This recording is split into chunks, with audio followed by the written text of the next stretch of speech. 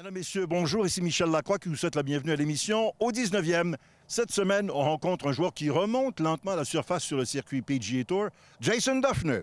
De ton côté, Jean-Sébastien, nervosité exagérée, les yips, ça se soigne, ça? J'ai des pistes de solutions pour vous, mais ça prend de la patience et du calme. Parlant de zen, on rencontre également le docteur Sylvain Guimond, spécialiste en psychologie du sport. Tout ça et plus encore cette semaine à l'émission au 19e. Au 19e, une présentation de RBC au service de votre réussite. En collaboration avec Mulligan Centre du Golf. Pour un nouvel élan. Et au 19e.ca, la référence web du golf au Québec.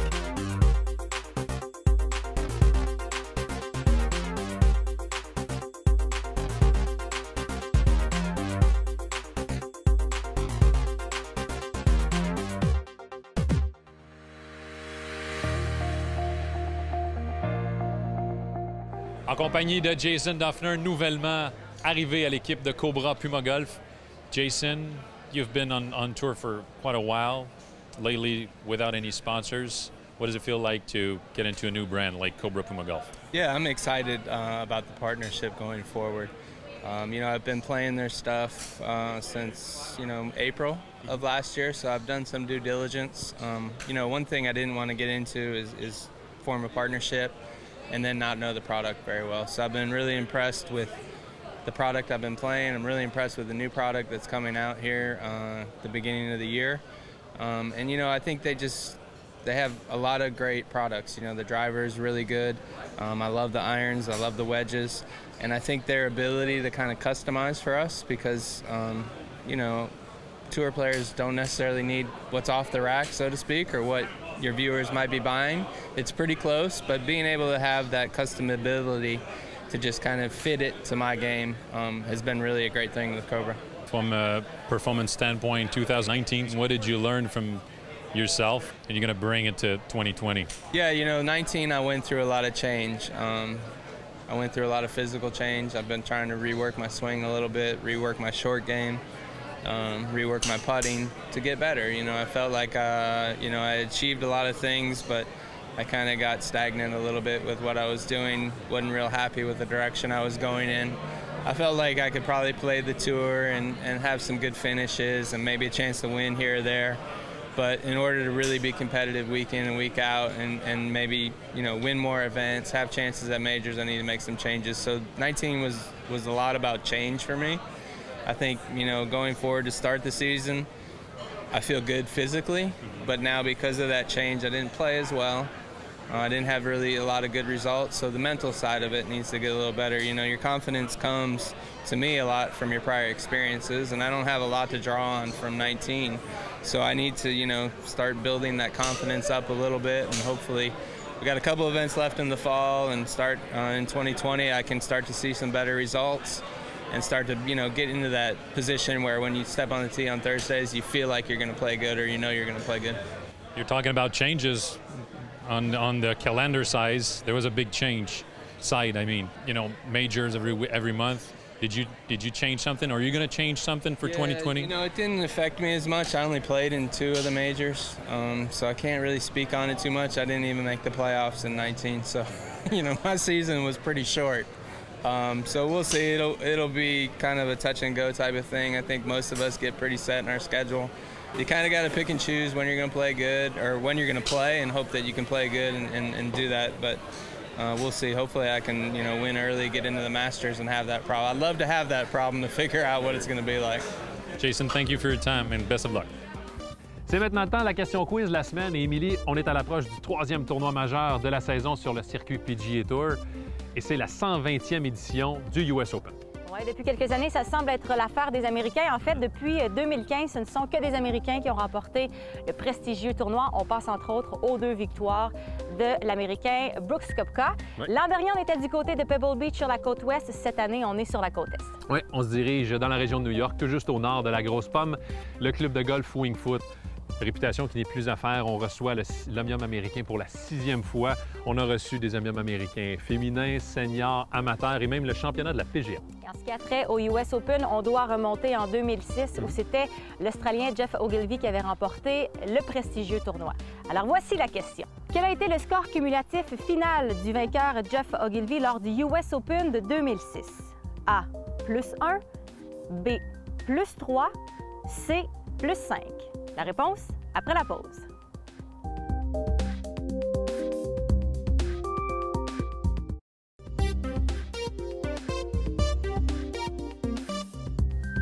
Avant la pause, on vous a posé la question « Quel a été le score cumulatif final du vainqueur Geoff Ogilvy lors de l'Omnium américain de 2006? » La réponse, c'est +5. Il s'agit de l'un des scores cumulatifs les plus élevés de l'histoire de ce tournoi.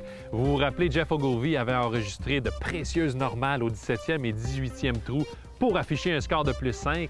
Et par la suite, Colin Montgomery et Phil Mickelson avaient titubé avec des doubles bogeys au dernier trou pour finalement terminer à court de l'Australien. C'est la première fois depuis 1978 que tous les golfeurs remettaient un score final au-dessus de la normale. Et pour ajouter à ce +5 que Geoff Ogilvy avait fait à ce moment-là, c'était vraiment le meilleur résultat depuis 1974 où le record était détenu par Hale Irwin qui avait terminé avec une carte de pointage finale, en fait un score final de +7. Et mon petit doigt m'indique qu'il n'y aura encore une fois pas beaucoup de birdies sur le parcours Winged Foot. Cette semaine, avec Sylvain Guimond, notre docteur en psychologie du sport, on parle de jouer au golf avec ses partenaires d'affaires. Bon, ça peut être plaisant, des fois ça peut amener de drôles de situations. Comment réussir à faire la part des choses entre les performances, qui sont quand même importantes, mais les discussions d'affaires? Tu as justement dit comment faire la différence, il faut en faire une différence. Je pense pas que les gens ils vous ont engagé ou vous êtes un partenaire d'affaires parce que vous êtes un joueur de golf. Probablement qu'on vous a sélectionné pour plein d'autres belles qualités qui sont d'avoir de l'empathie, d'être gentil, d'être avenant, de montrer que je suis un bon partenaire autant sur le terrain de golf qu'en affaires. Donc, soyez juste naturel. À mon avis, on veut quoi dans une entreprise? On veut des gens qui sont capables d'être vulnérables, de faire des erreurs, puis d'être vrais. Donc, si on fait la même chose sur un terrain de golf, qu'on soit avec des partenaires d'affaires ou même notre patron, je pense que ça va être apprécié. Quand on pense à gens d'affaires, tout ce qui nous vient, ce qui nous vient à l'idée, c'est des gens qui sont dans l'entrepreneuriat, qui sont performants, qui sont leaders, qui sont compétitifs. Mais est-ce que c'est un risque ou c'est un défi quand on arrive dans ce contexte-là? C'est tellement un bon point que tu apportes. C'est vrai qu'on est dans une société de performance à outrance. Et on veut performer partout. Au travail, on veut être performant tout le temps. Est-ce qu'on a vraiment besoin d'être performant lorsqu'on est sur un terrain de golf à s'amuser? Pour voir la différence entre s'amuser et performer. Ça se peut que j'ai du plaisir à performer si je suis un bon joueur, mais si c'est pas ça mes qualités, il faut que je sois capable de m'amuser. Le jeu, c'est un jeu. Et performer, c'est bien, mais pas au détriment d'avoir une bonne humeur. Si ça me rend malheureux parce que j'ai manqué un coup, bien, je pense que je devrais peut-être faire autre chose. Hein? Le but, c'est d'être ici pour avoir du plaisir. Exact. Tu apportes un bon point. C'est une activité sociale au départ qui devrait être plaisante. C'est pas tout le monde qui sont de bons golfeurs, même si on peut être une bonne personne d'affaires. Ça aussi, il faut y penser quand on arrive sur le terrain en tant que joueur. C'est un point qui est important de savoir que je viens ici pour qu'à la fin de la journée, j'ai des beaux souvenirs. Si je me suis choqué, si je n'étais pas... Moi, je trouve ça triste. Je vois souvent des joueurs de golf qui n'ont pas l'air d'avoir du plaisir. Puis on dirait qu'ils veulent tellement bien performer qu'ils en finissent à n'être jamais satisfaits d'aucun coup qu'ils font. Bien, en bout de ligne, ça devient triste. Mais c'est la même chose. Quand je suis dans un élément comme ça, je dois démontrer que je suis capable de manquer mon coup puis de rire de soi, de ne pas se prendre trop au sérieux. La première chose, c'est la pire chose, je pense, dans la vie, c'est des gens qui se prennent au sérieux. Connaissez-vous des gens qui se prennent au sérieux? Ils sont plates en tabarouette. On les nommera pas. Puis ceux qui se prennent pour d'autres, c'est encore pire. Donc, dédramatisez, essayez pas de... Faites en sorte que ce soit plaisant, puis surtout de montrer votre vulnérabilité. Vous allez voir que les gens vont vous apprécier si vous êtes capable de rire de vous-même. Ça, c'est une qualité essentielle. Oui, l'autodérision. C'est sûr que c'est un contexte de golf. C'est la raison pour laquelle on est ici. Par contre, si on fait fi de la partie, c'est une belle occasion de montrer nos compétences et surtout de rencontrer un nouveau partenaire d'affaires et de faire connaissance. Le golf a été connu longtemps pour ça, justement, pour créer des relations d'affaires, pour se promener, pour apprendre à connaître quelqu'un. C'est un match qui dure assez longtemps. Ouais. C'est un match où on est dans plusieurs situations. C'est un match où on a le temps de parler ensemble, où on va se comprendre. C'est pas comme jouer un match de hockey où on est essoufflé entre deux... On n'est pas pressé. Oui, c'est ça, on n'est pas pressé, puis on est surtout capable d'entretenir une certaine conversation. Moi, je me tiendrais loin des conversations d'affaires, de faire en sorte qu'on puisse se connaître un peu mieux pour que lorsqu'on revienne au travail, on apprécie une personne différente qu'on a vue. Une personne qui est capable d'avoir du plaisir, capable d'avoir de l'entre-gens. Puis si on fait ça, bien, on va se démarquer, puis on va être apprécié des gens. C'est à ça que ça sert, le golf. Ça sert à créer des liens. C'est des liens d'amitié qui vont durer, j'espère, pour toujours. Alors, jouer avec des gens d'affaires, mais en évitant les conversations d'affaires. Oui, c'est pas nécessaire. On est ici pour s'amuser. Merci, Sylvain. Merci à toi, Émilie.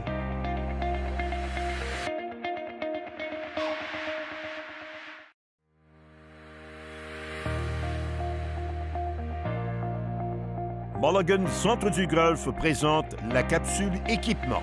Mulligan Centre du Golf pour un nouvel élan. C'est le moment de la chronique équipement. Sylvain, cette semaine, on parle des hybrides. Les possibilités sont de plus en plus nombreuses. Écoute, en effet, on est loin du hybride 3 et 4 seulement. Maintenant, certaines compagnies nous offrent des hybrides jusqu'à 8, donc plusieurs possibilités. On s'adapte à la demande du client, finalement. Oui. Très important de savoir que les hybrides, c'est pas fait pour frapper le plus loin possible. On va suivre la progression des fers qu'on a déjà dans notre sac. On commence du côté de TaylorMade. La famille Sim se poursuit avec une option d'hybride. Oui, avec le nouveau Sim Max Rescue, on a les mêmes technologies que les bois d'allée. V-Steel, Speed Pocket et Twist Face. Toutes les technologies qui permettent de maximiser la vitesse de balle malgré un impact imprécis. Oui, l'offre est généreuse également, Sylvain. On a 5 options d'hybride passant de 19 degrés à 31 degrés.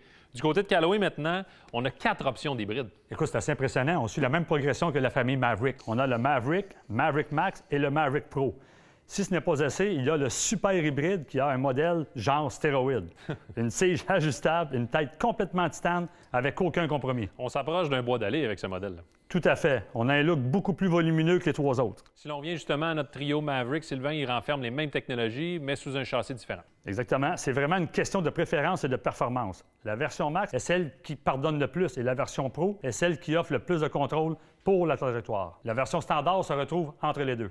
Comme on mentionnait, on a la technologie Jailbreak et l'appui, évidemment, de l'intelligence artificielle qui est vraiment unique. Écoute, c'est unique parce que chaque face est utilisée différemment pour ce qui est de l'épaisseur. Par exemple, un hybride Maverick Max 3 n'est pas la même face qu'un hybride Maverick Max 4.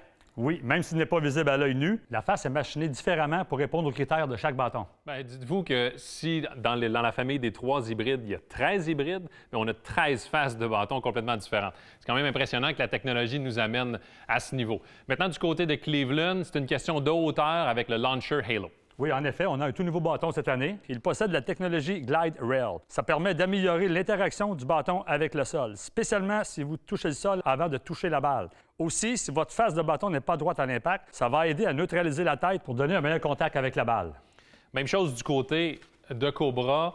On a la technologie Baffler qui aide grandement à l'indulgence. Oui, et l'hybride King Speed Zone aussi possède 2 rails, comme les bois d'allée. Les ingénieurs les ont divisés pour vider la partie avant. Autre avantage, Sylvain, c'est que le sweet spot devient plus large, spécialement dans le bas de la face.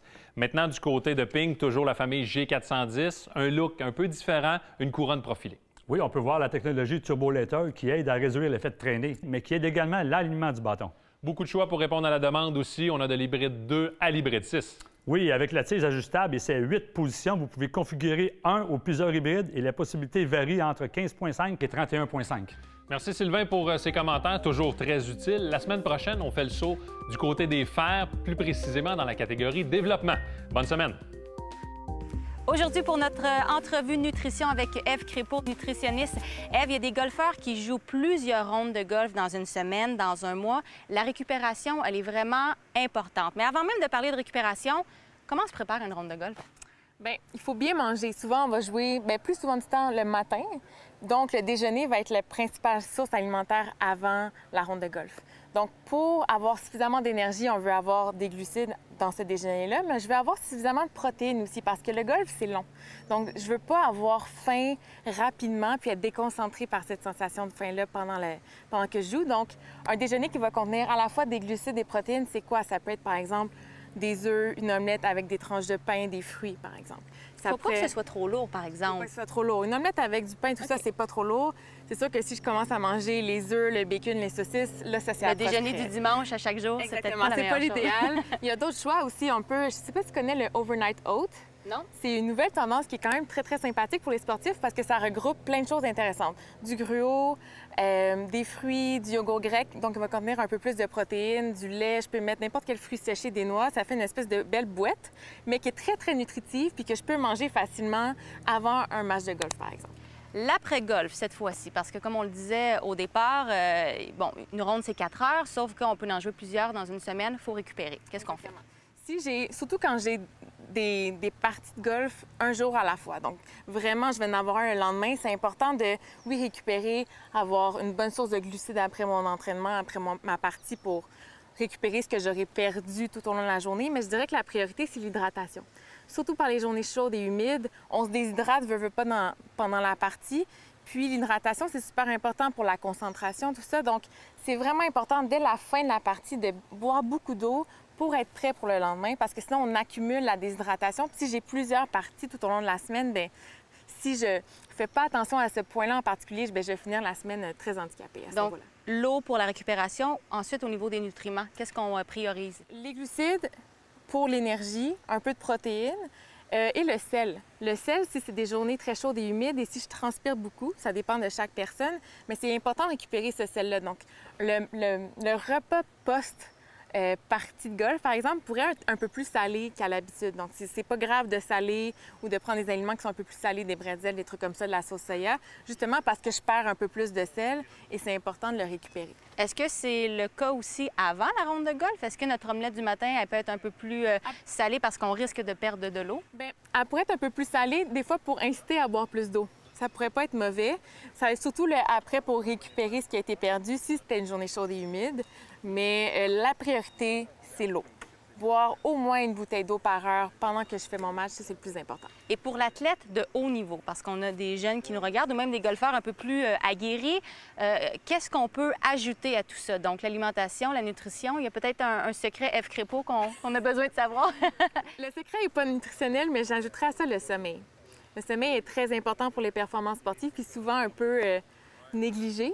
C'est pas rare que les sportifs, les athlètes de haut niveau ont besoin de plus d'heures de sommeil, donc 8, 9, 10 heures de sommeil, surtout quand mes matchs commencent tôt le matin, durent toute la journée, je peux pas faire de sieste pendant la journée, donc s'assurer de se coucher tôt, d'avoir des bonnes nuits de sommeil peut aider la performance. Fait que c'est vraiment ce qui vient combiner à notre alimentation. Exactement. Une formule gagnante. Merci, Anne. Tout à fait.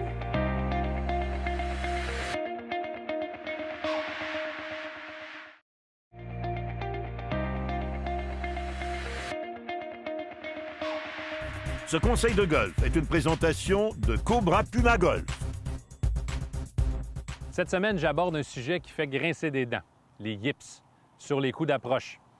Au fil des discussions avec les différents golfeurs et golfeuses, je me rends compte que l'anticipation à 2 niveaux est très importante. Un, l'anticipation du résultat. Mais pour effacer tout ça, il faut répondre à une question bien simple. Qu'est-ce que j'ai à faire physiquement au-dessus de la balle? Si vous n'êtes pas conscient ou consciente de l'amplitude, la force et la vitesse que vous devez développer, vous allez anticiper le résultat, vous serez dans le futur.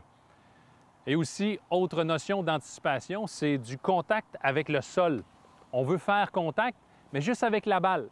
En fait, c'est primordial de toucher le sol pour maximiser la qualité de votre impact. Rappelez-vous que votre mouvement, vous le produisez pour toucher le sol et non soulever la balle.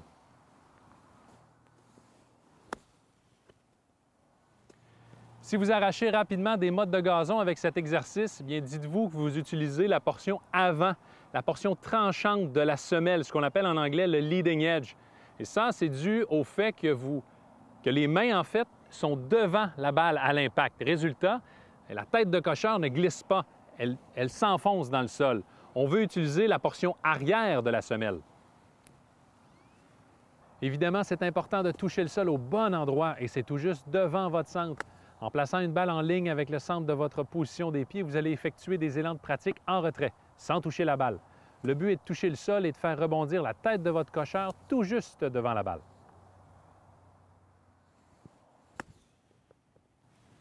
La finalité, ce n'est pas l'impact. Votre travail n'est pas terminé tant et aussi longtemps que vous n'êtes pas face à la cible et que la tige de votre cocheur pointe à droite de votre cible. Pour les golfeurs droitiers, ça va vous permettre de répondre à la question « Qu'est-ce que j'ai à faire physiquement? » Votre intention de faire un mouvement A à B doit être plus fort que votre intention de soulever la balle.